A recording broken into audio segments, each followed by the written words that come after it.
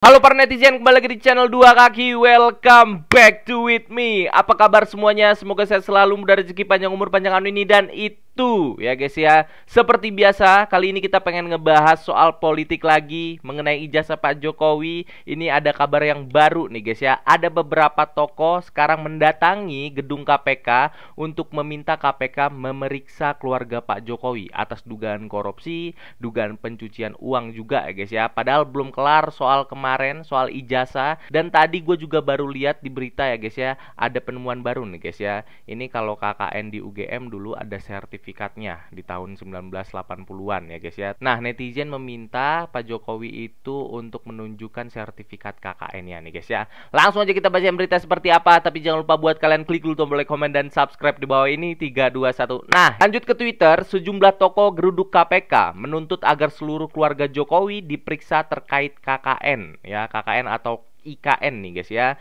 Biang KKN akan semakin gelisah melewati hari-hari tuanya, tersudut oleh kejahatan yang pernah diperbuat. Nah, itu dia guys. Ini udah beberapa kali ya, ini beberapa tokoh mendatangi gedung KPK meminta KPK memeriksa keluarga Pak Jokowi ataupun Pak Jokowi sendiri ya guys ya, atas dugaan-dugaan yang mereka laporkan nih guys ya. Sejumlah tokoh geruduk KPK menuntut agar seluruh keluarga Jokowi diperiksa. Kita dengerin dulu nih guys. Nanti turun ya. Selamat siang semuanya. Assalamualaikum warahmatullahi wabarakatuh. Kami dari Nurani Dapat dan teman-teman semua, saya bersama teman-teman ada Rangkuti yang nggak hadir, Antonio Danar, ada Wakil Kamal dan Prastejo, Lugbowo dan lain-lain. Sebetulnya banyak sekali teman-teman 98 yang masih berada dalam garis Nurani 98.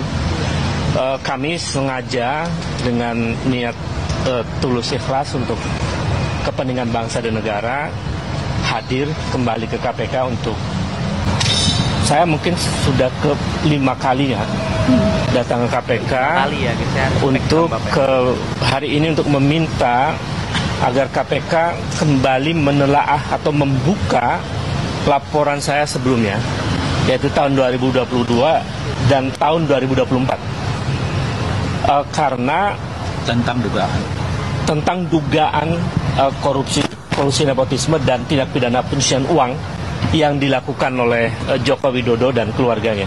Ya, begitu teman-teman. Kalau kalian pengen nonton fullnya, silahkan cek aja di Twitter ini ya guys ya. Tapi yang jelas ada beberapa tokoh yang sudah datangi KPK dari tahun 2022 ya, meminta KPK memeriksa Pak Jokowi beserta keluarga atas dugaan korupsi dan pencucian uang ya guys ya. Buat kalian yang penasaran, silahkan komen aja di kolom komentar guys. Lanjut, sepanjang sejarah Indonesia merdeka, baru kali ini terjadi. Ini soal Mas Gibran lagi nih ya guys ya. Wapres beri arahan hanya dengan cara baca pesan-pesan SMS ya guys ya. Kasian dan sedih melihat para menteri diberi pengarahan dengan membaca teks oleh Fufu Fafa. Padahal yang dengar punya gelar terhormat ya. Ada beberapa menteri ya guys ya. Ini kita lihat dulu cuplikan. Kayaknya ini video udah lama atau video baru, gue juga kurang tahu ya guys ya. Kita lihat dulu guys. Perhatian pemerintah dan publik masih fokus di hilir saat atletnya menang. Olahraga belum dilihat sebagai sesuatu yang potensial. Olahraga tidak hanya baik untuk prestasi bangsa dan kualitas SDM, tapi juga bisa memiliki rencana kerja yang implementatif dan jelas.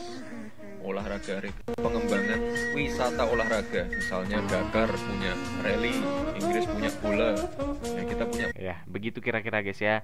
Ini nggak ada yang aneh juga sebenarnya. Ini cuman hanya ya para buzzer lah, para netizen wajar-wajar aja nih guys ya, yang mengaitkan ataupun menyudutkan Mas Gibran. Tapi di sini kita tetap netral. Namanya wakil presiden, kayaknya kalau rapat-rapat kayak gini kurang etis kalau sambil membaca pesan juga nih guys ya. Jadi buat kalian silakan komen aja di kolom komentar guys, gimana pendapat kalian soal Mas Gibran yang baca teks lagi rapat nih guys ya. Lanjut, mendingan dimakzulkan daripada buang-buang APBN, percuma buat gaji Gibran.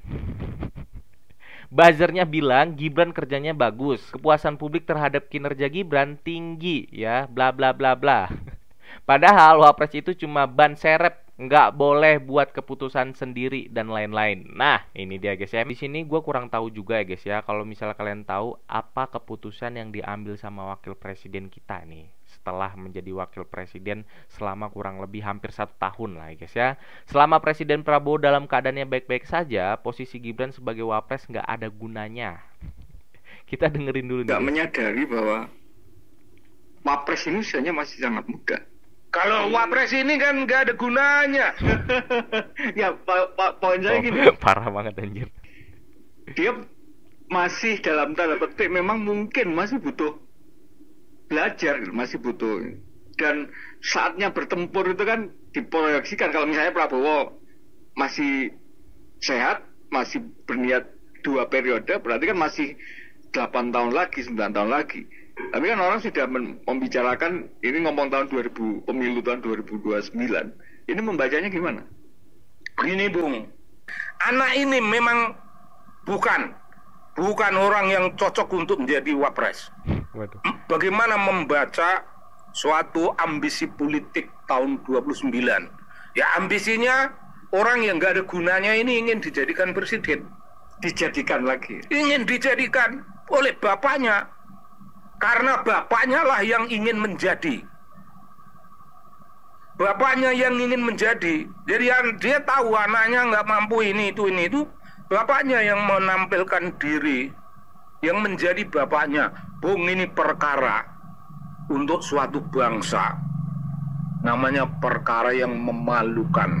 Seluruh golongan warga masyarakat Indonesia yang melek politik semenjak awal, yang sadar politik semenjak awal, yang sadar bahwa anak ini memalukan negara. Negara sebesar ini, wakil presidennya itu celingak-celingu. Waduh, udah cukup ya guys ya.